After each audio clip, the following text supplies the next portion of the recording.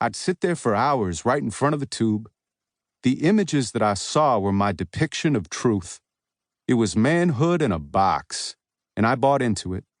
The censorship of anything inside of me that's sensitive, the sentence is a lifetime of tears suppressed in a stone face, an overblown ego they've distracted through a paper chase. Back when I was 9, I imagined in my mind that my father was a spy working for the FBI, and that's why he couldn't stop by, write or drop a line. He was off saving our lives from the bad guys. But that was just a lie that I used to get by so that you wouldn't see the tears welling up in my eyes when you're rejected by the person that you're created by. You secretly feel like you don't have a right to your life. I thought if I confronted him, then it would make it all right. But since I couldn't forgive him, it just recycled my spite. I remember meeting him for the first time. Every time a person passed by, I would ask, "Mom, is that him? I look a little like him, right? No? Oh.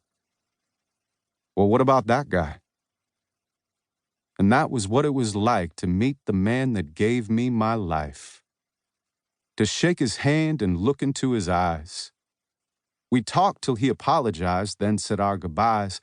I walked away on my own, and I began to cry. Now, for years after that, I acted like it was all resolved. I'd told him what I thought, so I figured problem solved. But it just re-evolved.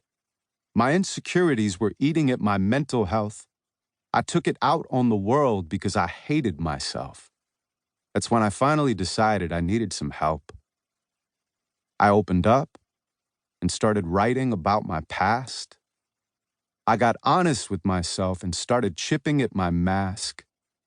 I looked into the mirror and confronted what I saw, accepting the reflection by embracing every flaw, then directing the connection into breaking down the walls by reflecting the perfection of the God inside us all. I stopped focusing on everything that I'd been hateful for and started focusing on everything that I'm grateful for. And personally, there is a lot I can be thankful for. If pain is dragging you down, just cut the ankle cord. That's when the weight lifted and I really started living. That's when my hate shifted and I really started giving.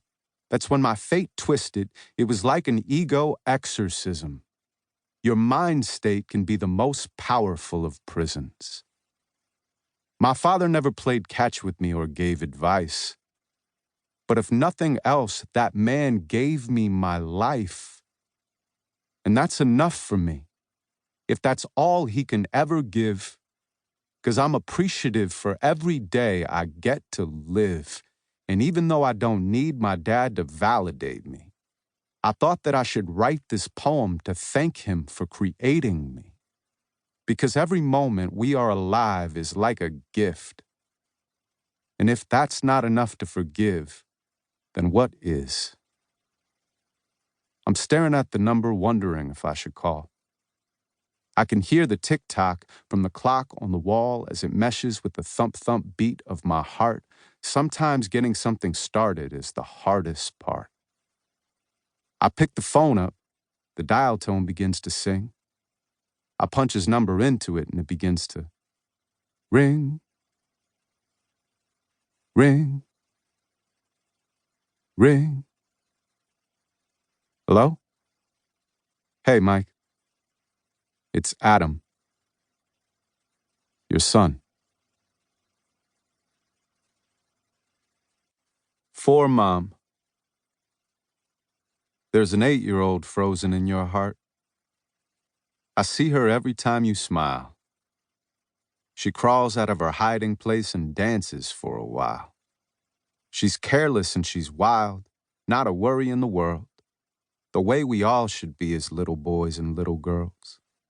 Something must have happened to her, but I can't say what it is. Her secret isn't mine to tell, it isn't mine to live. Her childhood was stolen, so her grown-up is a kid. Her heart is overwhelming, so she shows up in her head.